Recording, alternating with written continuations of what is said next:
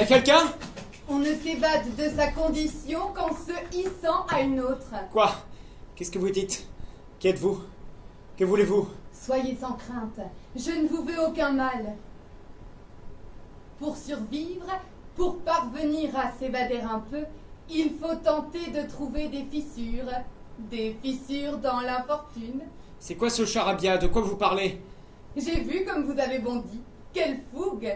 Ça avait de l'originalité et même de la beauté, dans la manière d'un tigre sautant sur un moustique.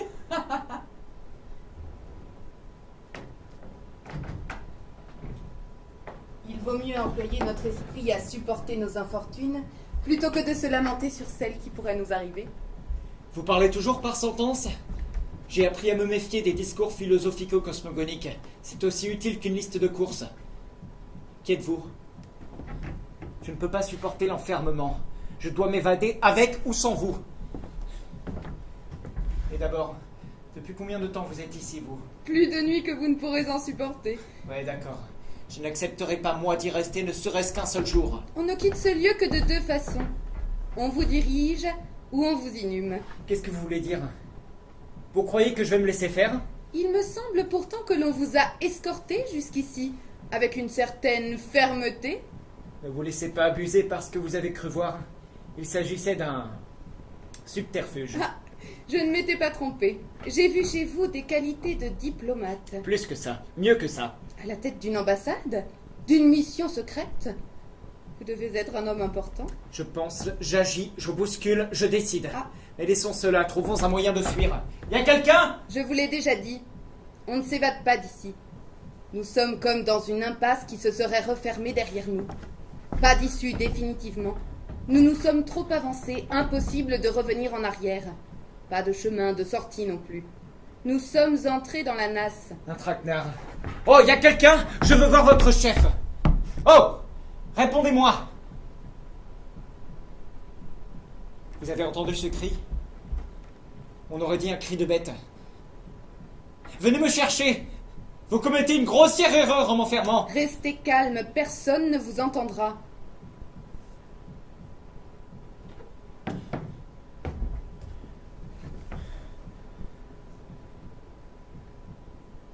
De l'action. Il faut agir. Impérativement, je dois agir. Y a quelqu'un?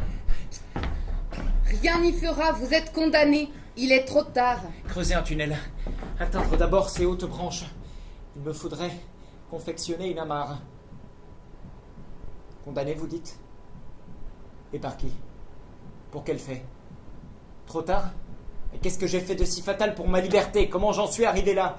Il y a bien longtemps que l'homme a perdu toute son humanité. Juste exister ou pleinement vivre, l'homme n'a pas fait les bons choix. C'est pour cette raison qu'aujourd'hui nous sommes au bout de l'impasse. Et on va droit dans le mur. Pourtant, moi, je n'ai rien vu venir. Pourquoi ne suis-je pas surprise? Et si moi, je n'ai rien vu venir, alors il ne s'est rien passé. Vous paraissez bien sûr de vous. Je le suis. Je le suis. Je suis un homme. Une attraction de la céleste mécanique, transcendantale, égocentrique. Je ne me soumets qu'à la gravitation. L'ennui de ce monde, c'est que les idiots sont trop sûrs d'eux et les gens sensés pleins de doutes. Et puisque vous semblez tout savoir, faites-moi plutôt un débrief de la situation. Il est arrivé à l'homme, non pas ce qu'il méritait, mais ce qui lui ressemblait. Voilà. Va falloir être plus clair, ma petite. Ne soyez pas grossier, cela pourrait vous nuire. Pardonnez-moi. Je vous écoute. Vous êtes dans ce que l'on appelle communément le coma.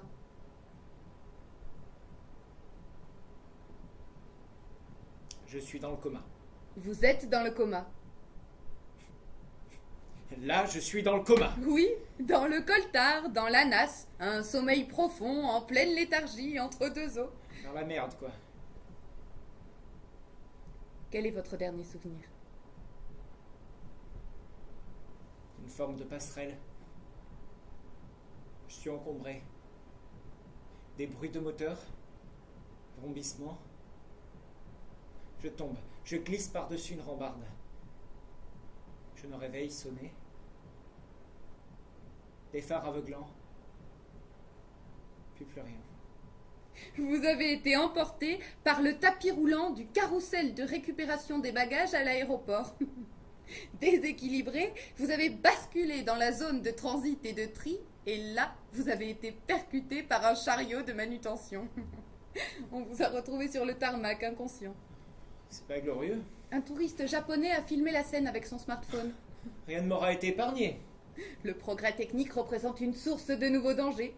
Les risques modernes d'accidents de la vie courante. Le vaste monde poursuit sa course folle. L'humanité court à sa perte à un rythme plus soutenu que les prévisions les plus sombres des plus pessimistes. Grâce au progrès technique, la population connaît les risques qu'elle encourt. Elle ne dit rien. Elle ne fait rien. La malfaisance de l'homme est incurable. Elle est là. Elle sera toujours là. Vous rejoindrez plus ou moins vite la perte du monde. On peut dire que vous avez le désespoir jovial, vous. Votre je m'en foutisme est déconcertant. Votre inconséquence a des effets irréversibles. Irréversible? Je n'accepterai d'être jugé qu'à l'aune du temps de l'homme. Le temps? Tiens, que savez-vous du temps? Le temps me fait défaut. Je n'en ai jamais assez. Je cherche à résoudre la question du temps en une équation dont je connaîtrai toutes les inconnues. Mais vous savez que c'est impossible. Je suis un malade de l'anticipation, je le sais. Mais connaître le nom de ma maladie ne me guérirait pas.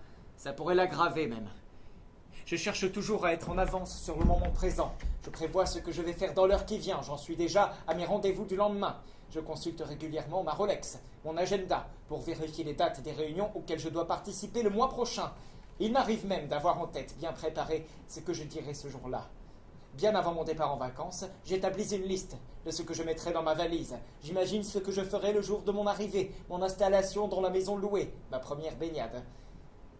Pour la suite, c'est plus vague, et cela m'inquiète. Dès que mon temps cesse d'être quadrillé, je suis troublé, j'ai l'impression de perdre pied. Je redoute plus que tout ce que j'appelle les heures creuses, le temps perdu, le temps mort, et l'attente.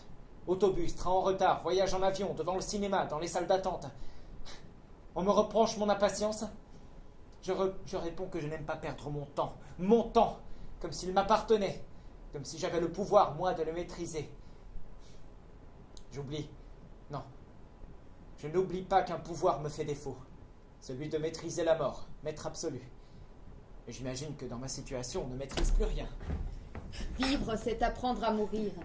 Trop effrayé par la mort, comment est-il possible d'aller un pas en avant? La mort est au bout de la vie, ce n'en est pas le but. Comme on ne peut pas la fuir, sachons l'apprivoiser. Oui. Je ne suis pas comme ces deux énormes hippopotames au beau milieu du fleuve. Seul, paisible, au milieu d'une faune abrutie de torpeurs torrides, les deux balourds font des bulles. Mais qu'on ne s'y trompe pas, l'hippopotame n'est pas qu'un tas de lard essoufflé. L'hippopotame pense, il est intelligent. Soudain, l'un des deux mastodontes sort sa tête de l'eau. Ses immenses naseaux frémissent et recrachent des trombes d'eau dans un éternuement obscène et fracassant. Puis il se met à bâiller, d'un bâillement cérémonial qui lui déchire la gueule en deux, aux limites de l'éclatement.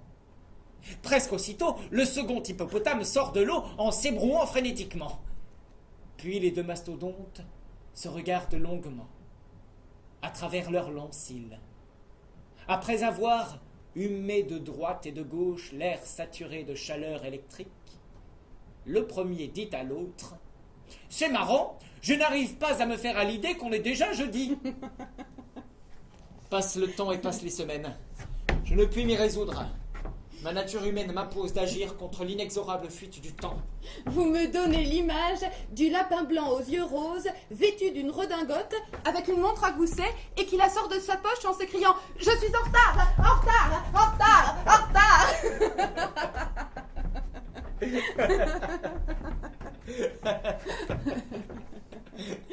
Je ne vous suivrai pas dans votre terrier. Le temps loge hors des horloges. Une montre même de luxe ne permet pas de mieux maîtriser son temps. Finalement, le moment présent existe-t-il vraiment? Cet instant où soudain, il peut nous arriver quelque chose d'imprévisible. Vous semblez le redouter, alors que je préfère me couler dans le temps. À trop vouloir le maîtriser, vous ne vivez même plus le présent que vous croyez anticiper. Si je vous entends bien, là, dans le coma, Vous, dont j'ignore absolument tout, avez le culot de prononcer un véritable éloge de la paresse. Quelle horreur! À trop attendre, je ne vais pas me réveiller. Moins de la paresse que de l'alanguissement, la mélancolie, l'ennui, la contemplation. Oui, des trucs de magazine féminin, quoi. Vous manquez cruellement de réflexion, mon petit bonhomme. Premièrement, mon, je ne suis pas à vous. Petit, je suis visiblement plus grand que vous. Et bonhomme, je ne suis pas un homme bon. Vous finirez par me faire sincèrement pitié. La lenteur, savoir traîner, c'est la forme contemporaine de la perte de temps. Une sorte de rupture dans le temps quotidien qui vous permet de capter les reflets changeants du ciel et du soleil, de frémir au froufrou des feuilles des arbres. Un vagabondage de l'imagination, une divagation. L'art difficile de ne presque rien faire, c'est sentir le temps qui passe et le subir un peu, comme dans l'enfance. Mais vous avez perdu toute trace de l'enfance, non? J'ai encore mes 45 tours et un vieux train électrique. Festina lente. Hâte-toi lentement, disait Erasme. Il ne manquait plus que lui, Erasme, le père des aphorismes latins pour ceux qui ne connaissent pas le latin. Nous ne prenons plus suffisamment le temps de vivre, de suivre la nature, de jouir du moment présent. Ne nous précipitons pas pour rien. Abandonnons-nous aux stimulations du hasard, au cours des choses. Goûtons à ces moments de furtive éternité. Consacrons du temps à une occupation sans but immédiat, une lecture, l'écriture, l'écoute, le repos, la méditation, la contemplation, promenade dont nous pensons parfois revenir bredouille, alors que les bonheurs se sont accumulés tout le long du chemin. La saisie du moment devient une manière d'être au monde, naturelle, modeste, simplement et pleinement humaine. Je vais vous raconter une histoire. Putain, je veux sortir d'ici! Lucas est facteur.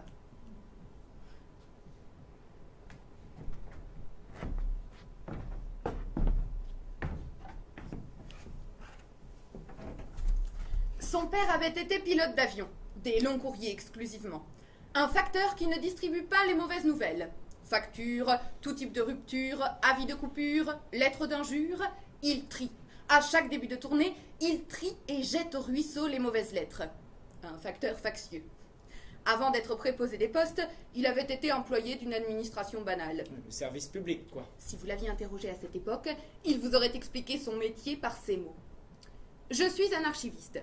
Je suis chargé de la conservation des documents par un classement qui ne permet ni de les consulter, ni de les retrouver. Il n'a pu conserver son emploi très longtemps, trop consciencieux dans sa tâche. Sur son vélo, le nez au vent, il sifflote pour saluer les chiens en faction dans les rues du quartier. Le thé quelqu'un, un chien comme personne. Le Kanichlakov, toujours un chien de fusil prêt à l'assaut. Il peut passer plusieurs heures à soulager un jeune chat gourmet, se plaignant de maux d'estomac, malade d'un lévrier afghan, une sorte de yaourt bulgare. Un ancien gendarme vit dans le quartier. Un peu ronchon, bougon, cartésien plus que de raison, il aime l'ordre et se désespère de ne pas recevoir son courrier. Régulièrement, il menace le facteur. « Je vous emmènerai au poste !» Alors Lucas appuie fort sur ses pédales en riant au vent. Lucas est atteint de nostalgie. Le souvenir tendre et mélancolique de l'époque heureuse où les mots doux s'échangeaient par courrier. La petite échoppe, c'est le nom de la boutique de Jeanne, une marchande de rimes et de boîtes à musique, un parfum d'encaustique et d'anciens parchemins. Cultivez son poétager, Jeanne vous conseille des fleurs de rhétorique. Signez un armistiche, Jeanne salue votre mansuétude. Une crème que ma peau aime, Jeanne vous recommande quelques vers de caresse. Grâce à Jeanne, la vie est poésie. Jeanne vend tous les types de vers. Un vers bal à déclamer en soirée. Un vers à citer, prisé des professions judiciaires. Un vers moulure en poudre de bois. Un vers micelle pour les religieux. Une dame rondelette qui vient prendre sa commande de vermouth vendue dans 6 verres à pied pousse la porte tambour de la boutique et un flot de la musique d'Offenbach se déverse des plus hautes étagères. « Vite, vite, je suis terriblement en retard. Je dois me rendre au zoo. »« Au zoo ?» lui répond Jeanne. « Pour ma séance hebdomadaire d'hyposuction. »« Ah, que les animaux doivent vous apprécier. » Jeanne et Lucas s'aiment. Ce soir, Jeanne et Lucas sont adossés à une vieille cheminée de briques rouges sur la toiture de leur immeuble. Ils lèvent la tête et contemplent le ciel constellé de milliers de points lumineux. L'âme légère, main dans la main, ils volent au-dessus de la ville et s'élèvent si haut que les réverbères s'éteignent un à un. Ils dansent avec les ours, complimentent le centaure, contournent un lion en valsant. Lucas décroche un morceau de lumière et l'accroche en broche étincelante à la chevelure de Jeanne. Elle est belle, elle rit. Le visage flamboyant, il rit. D'un battement d'ailes, les yeux dans les yeux, ils tournoient, virevoltent, leur joie amoureuse gravite vers le monde. Deux comètes insouciantes, invitées au bal des étoiles fuyantes.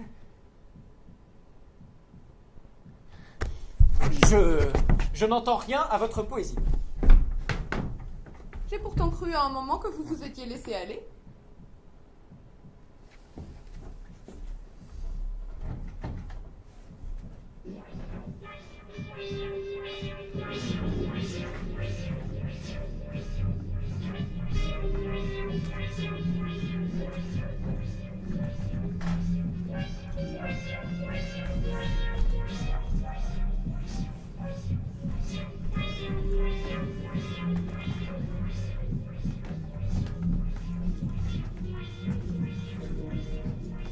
Vous êtes toujours sur mon dos? À quoi vous servez au juste? Je vous accompagne. Je suis la dernière présence qui vous relie à la vie. Vous savez plomber une ambiance, vous. Vous pourriez pas vous faire remplacer des fois? Effectif réduit RGPP. Je suis honnête avec vous. Je vous dis les choses comme elles sont et non comme vous voudriez les entendre ou les plier à votre volonté. J'ai une profonde sympathie pour les gens qui souffrent. Ça ressemble à une grosse névrose. Je suis celle qu'on réclame au bout de son lit. Celle à qui on voudrait tenir la main pour ses dernières heures.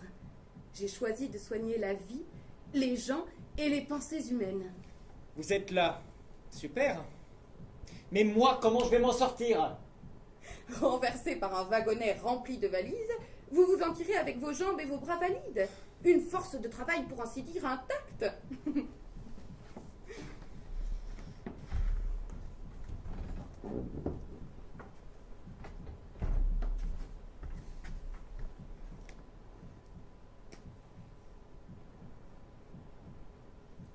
Le monde est cruel et il n'en a ni le sentiment ni la mesure. Qu'est-ce que vous faites? Dessin? Je dessine le constat de l'échec du monde, des hommes, la lente et inexorable progression de l'état d'urgence, l'ordre tyrannique de l'urgence comme état permanent, un échec. Je suis dans le coma, bon sang! Pourquoi faut-il en plus que je supporte ces bavardages?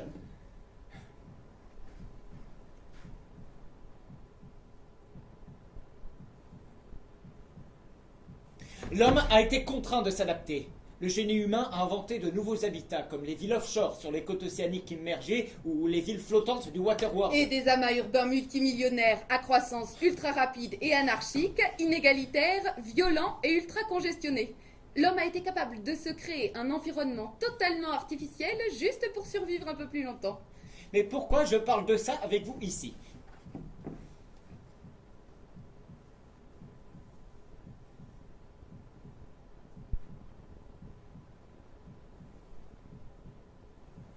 La mondialisation du début du XXIe siècle tendait vers la constitution d'une ville en continu, la ville unique. Ruban de lumière s'étendant au-delà de l'horizon forme un archipel mégalopolitain continental. Les progrès techniques des transports ont aboli la notion de distance.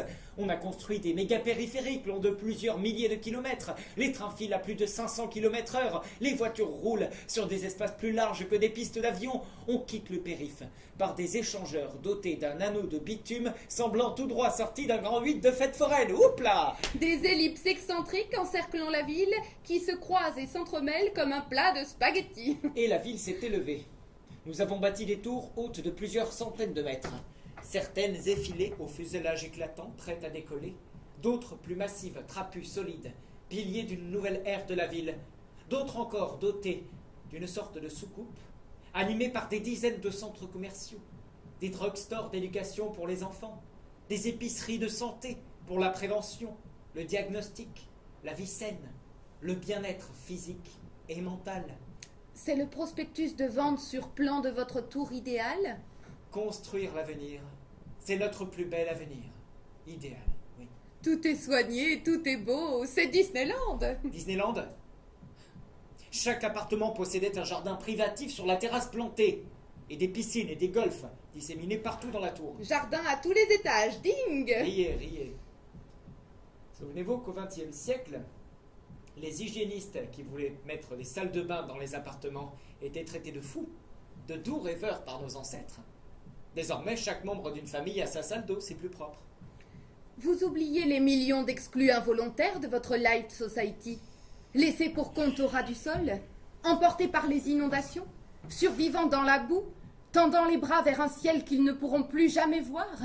Un ciel bas et lourd qui pèse comme un couvercle, clamait le poète. Passerelles, voies rapides, autoroutes forment une gigantesque toile d'araignée qui étrangle et lézarde le ciel comme un vulgaire plexiglas.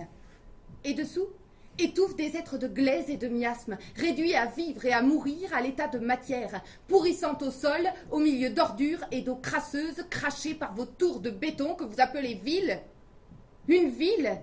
Juste un agglutinement de donjons, dernier refuge des seigneurs de la ville, relié par des voies aériennes à l'extérieur de l'enceinte, où vous laissez mourir ceux qui persistent à vos pieds. Vous qui parlez par sentence, vous devez connaître le proverbe. Qui roucoule dans le passage crée un embouteillage. Il fallait bien trouver une solution pour une bonne circulation. Les exclus involontaires, comme vous dites, c'est en effet une problématique que le gouvernement ne pouvait ignorer. Nos représentants souhaitaient vivement s'emparer du sujet, conscients que ce mouvement recèle de beaucoup de souffrances. Et la crise... En fait, l'homme a dû s'arracher du sol pour lutter contre la nature. Non, l'homme a seulement oublié son attachement à la nature. Je me souviens de promenades que je faisais avec mes parents, à la campagne, pour visiter un village abandonné. Vous avez dû y aller, c'était très connu à une certaine époque. Oui, c'est un peu flou. Où voulez-vous en venir? Polyphile. Le village de Polyphile. Un champ de ruines d'abord chaotique, qui paraît, au fur et à mesure qu'on avance, de plus en plus chargé de sens. Des kiosques, des frontons, des puits, des colonnes et des socles sur les espaces dégagés, bordés de façades brinque-ballantes, aux allures de fragiles châteaux de cartes, laissant apparaître des corniches, des moulures et des balustres encore visibles grâce à la négligence des pluies et du vent. Ou plutôt de vieilles baraques qui défient encore un peu les lois de la pesanteur avant d'être réduites à l'état de gravat. Mon plaisir était presque magique en regardant ces ruines, et je désirais toujours trouver quelque nouveauté. Je m'en allais, comme fait un bœuf qui en paix s'enchemine, pensant trouver plus avant meilleure pâture. Ces ruines murmuraient, témoignant d'un temps où la beauté, reflet de la sagesse, régnait au grand jour. J'étais émerveillée. Émerveillé par un vulgaire tas de cailloux, reste de l'effondrement de vies antérieures qui n'ont pas su évoluer avec leur temps. Colosse aux pieds d'argile. Pourtant, si ces fragments, si ces ruines et brisures dont il ne reste plus que de la poudre me jettent dans une si douce euphorie, qu'en serait-il s'ils étaient entiers? Ces décombres, comme vous dites, suscitent en moi la nostalgie d'un sens archaïque à jamais perdu. Archaïque, qui se rapporte à quelque chose d'ancien, de désuet. Oh, la brocanteuse, l'Antiquité c'est fini. Puis pourquoi je parle de ça avec vous ici? En s'enfonçant encore un peu dans le village, légèrement en contrebas, vers le lit d'un ruisseau disparu, on trouvait un ancien jardin, caché de la rue principale par un si grand nombre de colonnes renversées les unes sur les autres qu'elles formaient un monceau d'arbres trébuchés dans une forêt épaisse. En entrant dans ce lieu, vous étiez assailli par le silence rassurant, apaisant, enchanteur, propre au repos, à la méditation.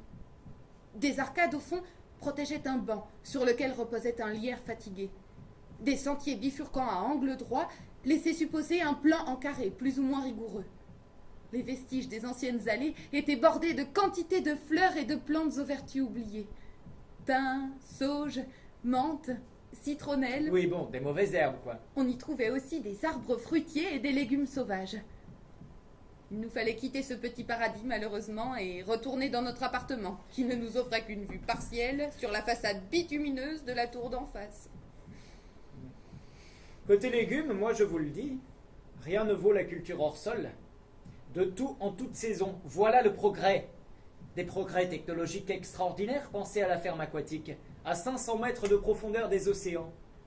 Un bel investissement pour obtenir le label Veau sous la mer. Ne vous montrez pas insensible au sort des vaches. Je vous demande pardon? La vache est impassible, calme, flegmatique, paisible, brave, généreuse, ruminant quoi qu'il arrive. Un peu dédaigneuse, légèrement condescendante envers tout ce qui l'entoure, elle s'offre des heures de contemplation, rêverie d'une promeneuse solitaire. On croit que les vaches regardent passer les trains. Peut-être voudraient-elles monter dedans? Sont-elles diligentées pour vérifier les horaires de passage? Ont-elles des envies de voyage, d'ailleurs? Ou sont-elles simplement tristes de voir leur champ coupé en deux? Ou se souviennent-elles du temps où leur pré était plus grand, la campagne sans bruit, l'horizon plus lointain? Des souvenirs d'étables à l'air saturé du remuggle chaud de la litière de foin mouillé, d'eau fangeuse, formant de larges flaques laissées par la pluie. Ce regard de douceur et de bonté, désabusé, presque désenchanté, ne serait-il pas simplement la part humaine de l'animal portée sur la sauvagerie bestiale de l'homme? Depuis longtemps, nous croyons les avoir domestiquées. Depuis longtemps, elles nous observent pour mieux se venger, réparer la nature offensée. Il faut plaire aux vaches. Oui, on est sur un sujet de fond, là. Je regrette de vous décevoir. Mais vos discours passionnés en faveur de la préservation de la nature ne me touchent pas. Je suis né, j'ai vécu. Et si je me réveille, je mourrai en ville. Je comprends que chez certains, des gens comme vous, un paysage propre avec des vaches qui pèsent de l'herbe odorante, tout cela réjouisse le cœur et provoque l'extase du puceau qui pour la première fois contemple une femme nue. Et pour ma part, le destin du taureau, c'est la reine. Et je préfère les vaches dépecées et grillées, saignantes dans mon assiette avec des frites et de la sauce barbecue. Voilà ce que j'en pense de vos mammifères à quatre pattes. Alors imaginez ce qu'éveillent en moi vos feuillages bruissants, vos bois profonds, vos cimes éthérées, vos rivières gazouillantes et toutes ces conneries. Le seul sens que j'accorde à ce que vous appelez les merveilles de la nature, c'est celui qu'en donne l'artiste par les livres, la peinture ou le cinéma. Je donnerai ma vie, et vu ma situation, ça reste une métaphore, pour que jamais personne ne fauche les iris de Van Gogh ou les coquelicots de Monet, ou pour lutter contre l'évaporation de l'étang de Walden, qui n'est plus une vulgaire étendue de flotte depuis le séjour sur ces berges de Henry David Thoreau. Ôtez l'art à la nature, supprimez le regard de Thoreau sur Walden, et il ne reste plus que des moustiques et de la vase. Le réel est souvent absurde et sans beauté. L'art lui donne un sens, le reconstruit. Comme la tragédie transforme le simple fait divers en une question essentiellement humaine. La nature est alors embellie par l'intelligence humaine, ces belles constructions de l'esprit, de l'imagination et du génie. Tenez, j'approuverai l'irréversible recul des prairies par l'incessant goudronnage du globe, l'éruption de gratte-ciel, de rues asphaltées, de ponts métalliques, lacs et parcs artificiels, de parkings souterrains ou de places goudronnées. J'approuverai que la planète entière doive se carapassonner de poutres d'acier et de béton au point de ne plus ressembler qu'à une ville sphérique et interminable, si on conserve les bibliothèques, les musées, les galeries, les librairies, et mon accès aux chaînes câblées, parce que j'aime le tennis. Et depuis Federer, j'ai même appris à aimer la Suisse. Vous voyez que question lenteur, je ne suis pas totalement perdu. Plongés au milieu du grand mystère, déluge d'astres et de matière, nous nous tourmentons dans cette vaste prison et tentons d'extirper de nous-mêmes des images assez puissantes pour nier notre néant. L'art n'est peut-être tout simplement qu'un tragique sursaut pour échapper au temps, la volonté vaine de s'inscrire dans l'éternité. Pauvre petit homme, vous n'êtes qu'un moustique devant un phare automobile. Vous vous brûlez les yeux et vous n'êtes plus qu'une trace sur un pare-brise.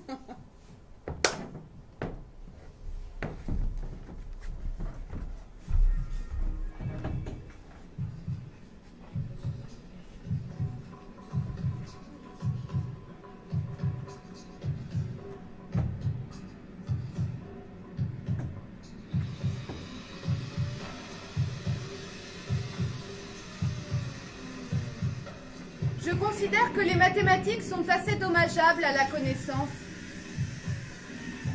Putain! Voilà autre chose. J'aspire, moi, à un coma sans bruit. La poésie est le langage de la suggestion, de l'imaginaire. Les mathématiques représentent la forme idéale du langage logique.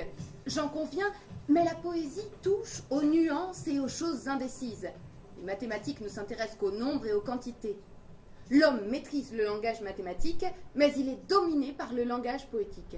Alors il tente de tout mathématiser pour mieux dominer ce qui l'entoure et ce qu'il ne comprend pas. J'aime le rond. J'aime le rond, les courbes, l'ondulation. Le monde est rond.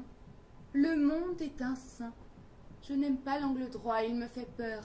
L'angle droit veut me tuer. L'angle droit est un assassin. Mais pourquoi vous me faites subir ça? L'homme devrait plus souvent s'abandonner à son instinct inconscient, se fonder sur ses impressions plutôt que sur le fait de raisonner trop.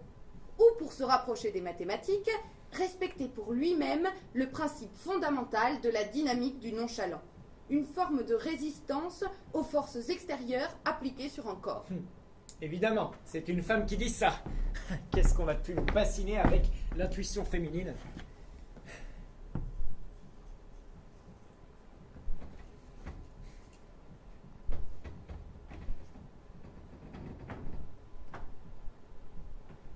Accepter sa propre fragilité dans un monde prosaïque, rationalisé, voué à l'extrême compétition.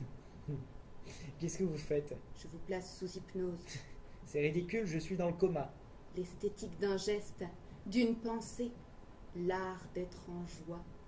Succombez à la mélancolie.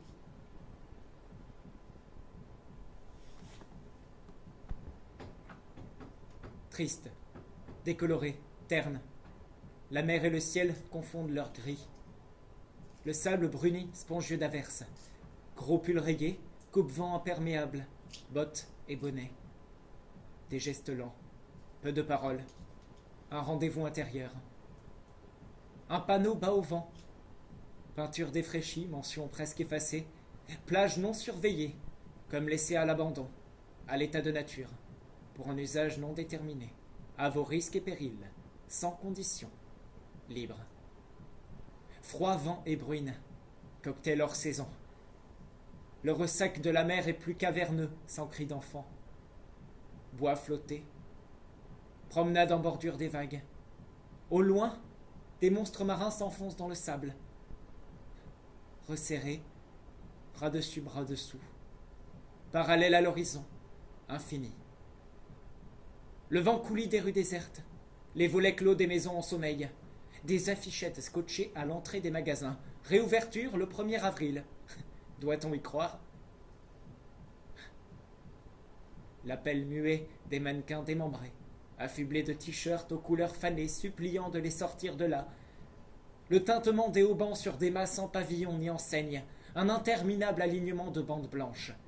Parking gratuit du 1er octobre au 30 mars. Les restes écornés d'une publicité pour la soirée Chippendales du Blue Boy. La bonne province où on se fait chier, quoi.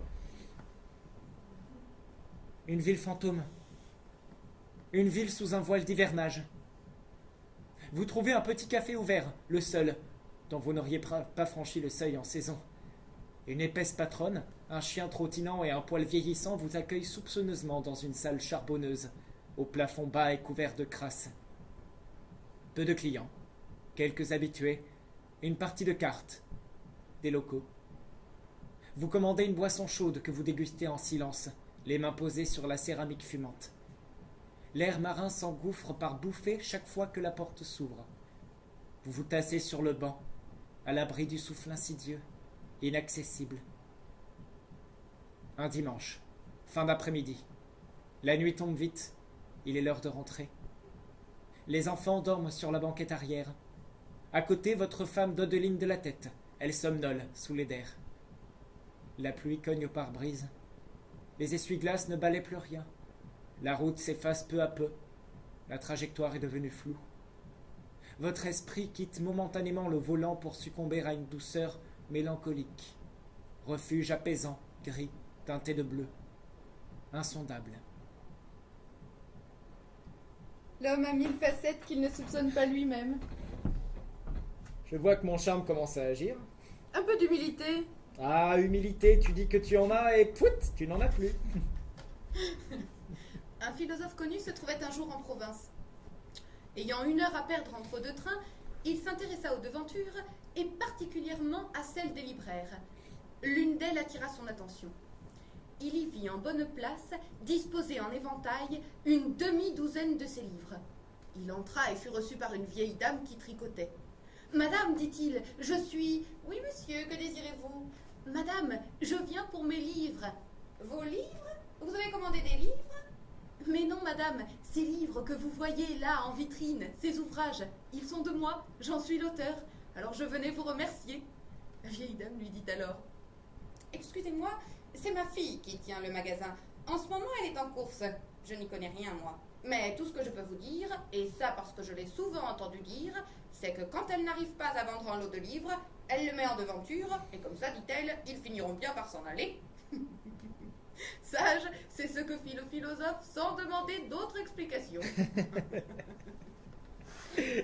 Dans une ville d'agglomération, dans un quartier d'extension, rénovation, élévation, densification urbaine, une rue porte le nom d'Olympe de Gouges, ainsi que l'arrêt de bus qui dessert la dite rue. Un jour que le chauffeur venait d'annoncer l'arrêt, un voyageur malicieux lui dit « Excusez-moi, il me semble que cette rue s'appelait autrefois la rue des Sept Fontaines. »« Oui, monsieur, lui dit le receveur, cette rue s'appelait bien la rue des Sept Fontaines. Mais elle s'appelle maintenant, comment dites-vous, Olympe de Gouges? Mais qui est cette Olympe de Gouges ?» Et le chauffeur répondit: « Ce doit être une conseillère municipale. » Il est bien dommage que nous nous soyons rencontrés entre la vie et la mort. Un éclair, puis la nuit. Fugitive beauté, dont le regard m'a fait soudainement renaître. Ne te verrai-je plus que dans l'éternité? Ailleurs, bien loin d'ici, trop tard, jamais peut-être. Car j'ignore où tu fuis, tu ne sais où je vais. Ô toi que j'eusse aimé, ô toi qui le savais. Joli poème. Charles Baudelaire.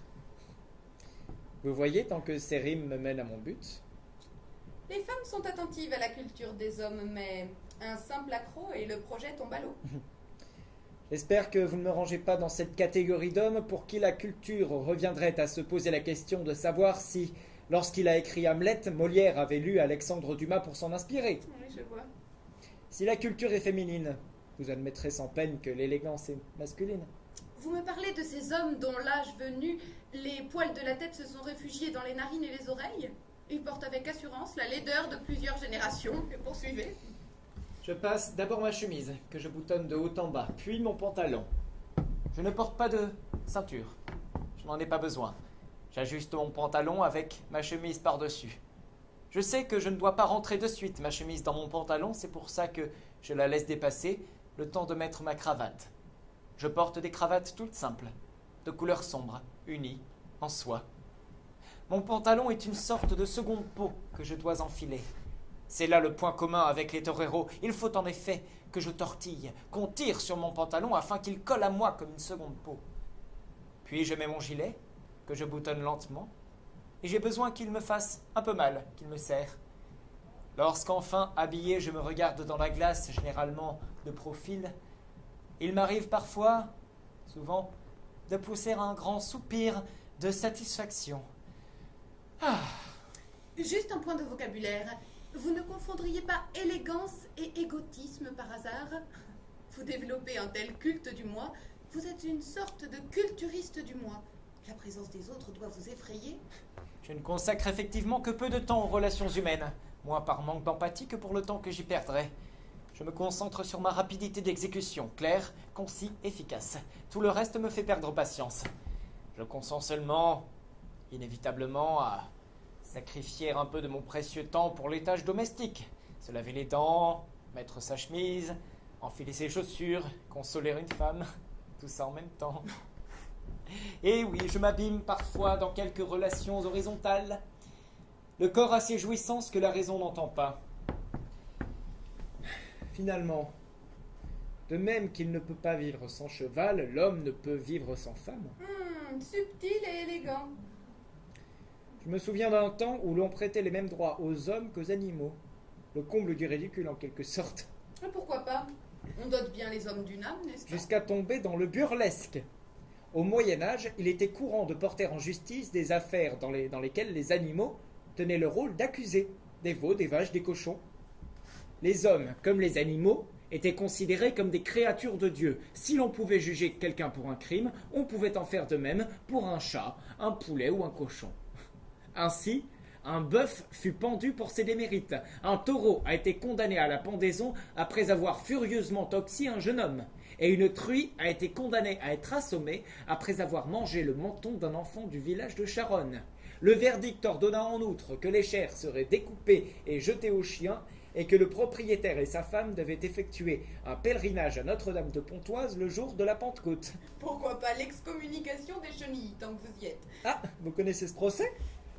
1585, le grand vicaire de Valence fait effectivement comparaître des chenilles devant lui. Il leur donne un procureur pour les défendre et finalement les condamne à quitter le diocèse. Et alors? Alors, à trop vouloir assimiler l'homme et l'animal, on en vient à des extrémités irrationnelles et grotesques. Il n'y a plus rien d'animal chez l'homme. Nous sommes donc d'accord. Et l'homme perd chaque jour un peu plus de son humanité. C'est sûr que si vous vous référez au procès de l'homme en Nouvelle-Angleterre qui avait confessé avoir forniqué avec plusieurs chèvres, ce n'est pas vraiment décent. Le jeune homme avait été amené en place publique où il a dû identifier ses partenaires.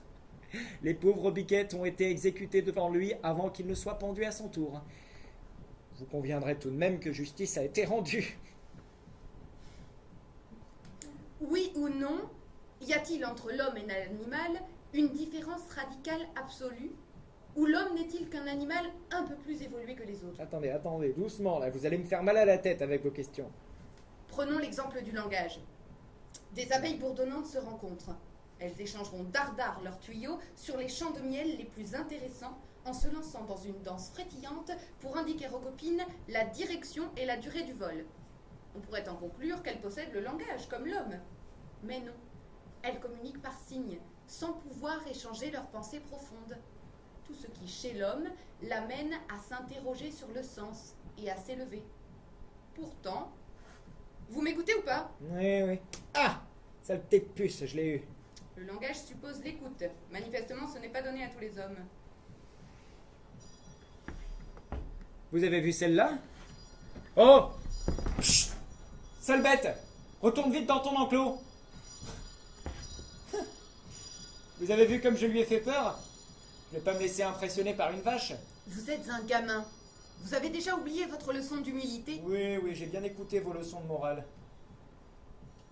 Mais là, elle a pas à me regarder comme ça, celle-là! Effronté, va! Ne reviens pas ou je te boute l'arrière-train! Chut! Sa vachéité aurait-elle surpris à ce point votre humanité? Je ne supporte pas qu'on me regarde dans le blanc des yeux.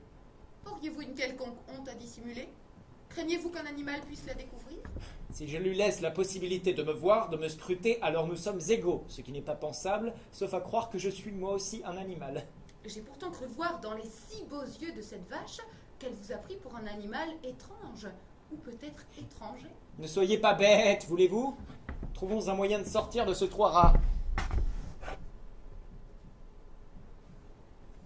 Vous avez vu ces points noirs au-dessus de nos têtes? On dirait que lentement ils se rapprochent. Ils se rapprochent. Ils se rapprochent. Et ce long coupelé, et cette tête dénudée, des vautours? Et pourquoi ces vautours tournent-ils en cercle au-dessus de nous? Des peceurs minutieux dépouillant les carcasses. Je vois dans votre bec la mort qui passe. De grâce, épargnez-moi. Passez votre chemin.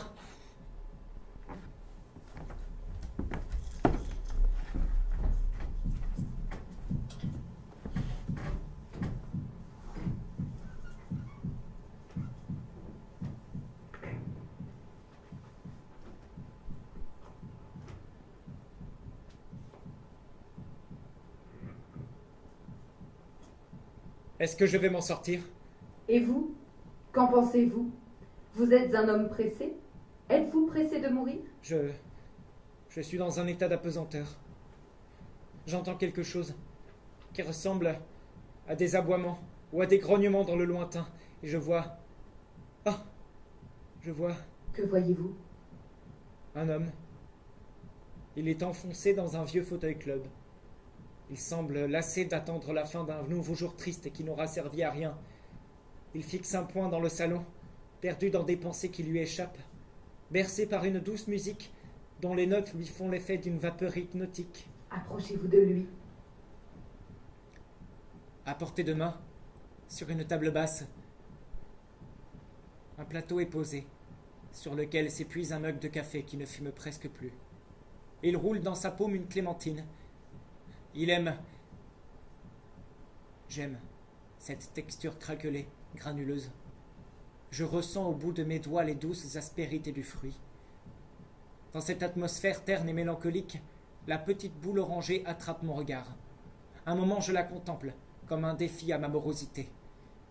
D'un coup d'ongle, j'incise alors la clémentine et glisse le doigt pour détacher, puis ôter soigneusement la peau de la pulpe du fruit en une seule épluchure. Je veux garder pour plus tard le plaisir puéril de la reconstituer. Le doigt avance prudemment sous la peau épaisse, toute duveteuse à l'intérieur, et dévêtit complètement le fruit, dont la robe glisse avec volupté sur le plateau. Je m'applique à effranger les filaments de la clémentine, avant de détacher puis ôter soigneusement les précieux quartiers. Lorsque je porte le fruit à ma bouche, les mots du livre agissent en explosion dans ma tête. Je tressaillis, attentif à ce qui se passait d'extraordinaire en moi. Un plaisir délicieux m'avait envahi, isolé, sans la notion de sa cause. Il m'avait aussitôt rendu les vicissitudes de la vie indifférentes, ses désastres inoffensifs, sa brièveté illusoire, de la même façon qu'opère l'amour, en me remplissant d'une essence précieuse. Ou plutôt cette essence n'était pas en moi, elle était moi. Des images affluent, s'amoncellent dans mon esprit. Tout à coup, un voile flou se lève et je contemple. Une sorte d'extase. Le fumet d'une ancienne cuisine, un plat qui longuement mijote, le chuintement des couvercles de vieilles casseroles en émail, l'encaustique des parquets luisants, le crissement soyeux d'assiettes usées, le piaillement d'enfants impatients. Je savoure les instants de la révélation, les vertus de la grume. Il est clair que la vérité que je cherche n'est pas en lui, mais en moi. Il l'y a éveillée, mais ne la connaît pas, et ne peut que répéter indéfiniment, avec de moins en moins de force, ce même témoignage que je ne sais pas interpréter et que je veux au moins pouvoir lui redemander et retrouver intact, à ma disposition tout à l'heure, pour un éclaircissement décisif. Mais l'effet s'estompe au fur et à mesure que disparaît le fruit.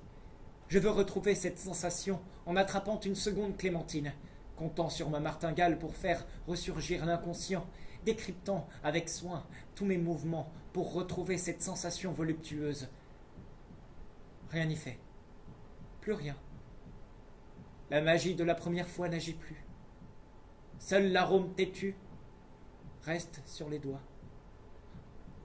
Une odeur assez forte de clémentine qu'on jette dans le feu, mais tellement agréable, rappelant que l'hiver n'est pas loin et que Noël approche. Un parfum d'enfance qui fait du bien. Votre vie n'aura été qu'une recherche d'un temps perdu, le paradoxe d'un futur antérieur. Le temps d'apprendre à vivre, il est déjà trop tard. Je suis mort par une belle journée d'avril. Depuis, je ne me souviens de rien. On dit sur moi bien des histoires. Ce qu'ils disent me déplaît. Mais faut-il les croire? À les entendre, je ne me reconnais plus, comme on parlerait d'un étranger. Suis-je vraiment le plus apte à me connaître? J'ignore où se situe la vérité d'un homme. Comment le bois se réveille violon? Par quel détour le cuivre s'éveille clairon? Qu'aurais-je dû? Vous auriez pu prendre la voie du détachement contemplatif. Il est sain de porter un regard mi-tendre, mi-ironique sur l'actuel train du monde. Une forme de désinvolture philosophique. Mais en sens inverse de la voie rapide, est-ce que c'est bien sage? Sous le regard dédaigneux du moraliste, le dilettante porte les habits rapiécés et râpés du paresseux. Le dilettante s'adonnerait à un travail, à un art, que pour son seul plaisir, en amateur, avec une certaine fantaisie. Il ne témoignerait dans ses activités que de peu d'engagement et de motivation dans les tâches qu'il exécute. Le sermonneur doit monter en chair pour donner de la hauteur à son prêche. Le dilettante n'envisagerait toute chose que du point de vue du plaisir esthétique, avec un certain scepticisme dont il profiterait pour remettre en cause les vérités et les valeurs établies. Il devrait être condamné pour immoralité. Mais à quel étrange péché s'adonne le dilettante? Dans le monde de la planification, il n'est pas efficace. Pour la rentabilité, il n'est pas assez sérieux. Quant à l'utilité, il montre un tel détachement à se donner des buts, recherchant seulement le plaisir d'exister. Or, le dilettante déconcerte et contrarie. Sa seule certitude, c'est qu'il ne sait rien de durable, ou pour mieux dire avec les mots de Montaigne, que sais-je? Examinant l'incertitude de ses connaissances, Montaigne décrit son caractère pluriel et changeant. Je ne peins pas l'être, je peins le passage. Non pas le passage d'âge en un autre, mais de jour en jour, de minute en minute. Il faut accommoder mon histoire à l'heure. Dans le doute, le dilettante soupèse, apprécie, considère. Un certain anticonformisme pour les conventions établies du moment. Je veux revenir en dilettante. On ne revendique pas le dilettantisme. On le découvre en soi et on en jouit. La possibilité de jouir d'une foule de sensations sans se donner à aucune. Le dilettantisme n'est qu'une façon provisoire d'agir, une manière de prendre plaisir dans le temps qu'on perd à ne presque rien faire, sans forcer ses talents, juste ce qu'il faut. Le dilettante se donne la liberté d'une appréciation subjective, selon la disposition de l'heure, du moment, selon l'idée qui lui est présente au moment même d'agir, la décision se prendra. Il s'agirait donc plutôt d'une prétention que d'une revendication, une sorte de disposition. Le dilettante n'exige pas des autres, ne réclame rien auprès de quiconque. Il n'appartient qu'à lui de vivre en harmonie avec ce qu'il découvre de lui-même, selon sa volonté, son envie, son humeur. Il sème, cueille, goûte, délaisse ou se resserre, là où d'autres grattent, arrachent, avalent ou crachent. Il glane, il butine, s'arrêtant ici ou là, et penchant sa tendance à l'éclectisme en un scepticisme souriant, un peu ironique parfois, à la recherche d'un bon mot, laissant respirer son âme par la flânerie, l'écriture, l'écoute et le repos. Une certaine forme de sagesse qui se reconnaît à la volonté de ne pas brusquer la durée, de ne pas se laisser bousculer par elle, se couler dans la lenteur poétique d'une vie trop vite passée. Et finalement, en fin de compte, assez peu décidé de ce que je suis devenu. Une sorte de mise en scène de soi, comme une protection indispensable. Un personnage qu'on préfère à son tempérament et qui finit par s'imposer comme le seul possible. Moi et du paix. Je se transforme. Ne nous laissons pas surprendre. Je est un autre. Je suis devenu autre. Je peux me rencontrer. Un autre qui dit quelque chose en moi, sur moi, mais qui ne dit plus rien depuis cette belle journée d'avril. C'est au bout du voyage que j'ai vu mon sillage. Je est un autre. Qu'il est décourageant d'attendre sa mort pour se découvrir.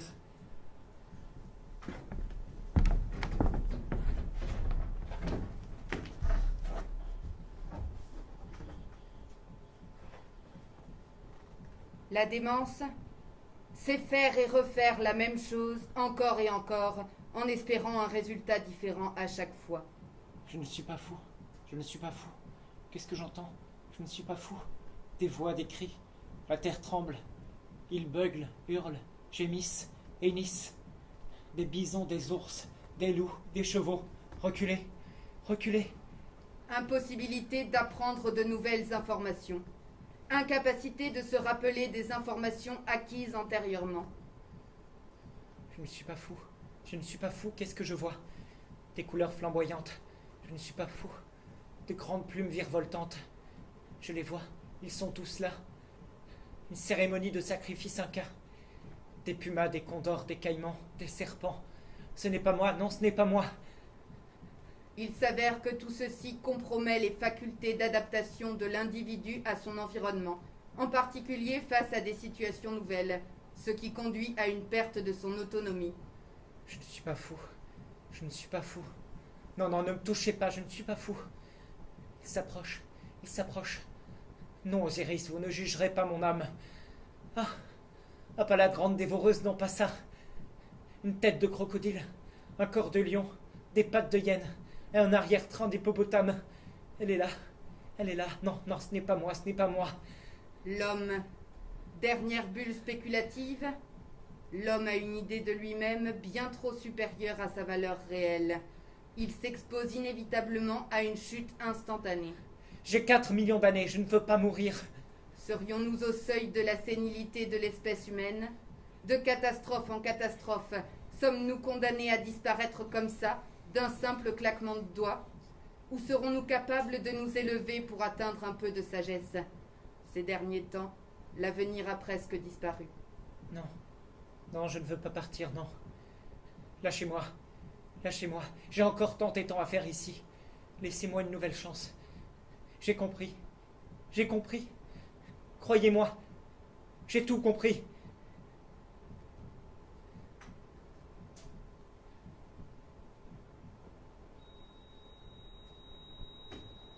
On ne s'évade de sa condition qu'en se hissant à une autre.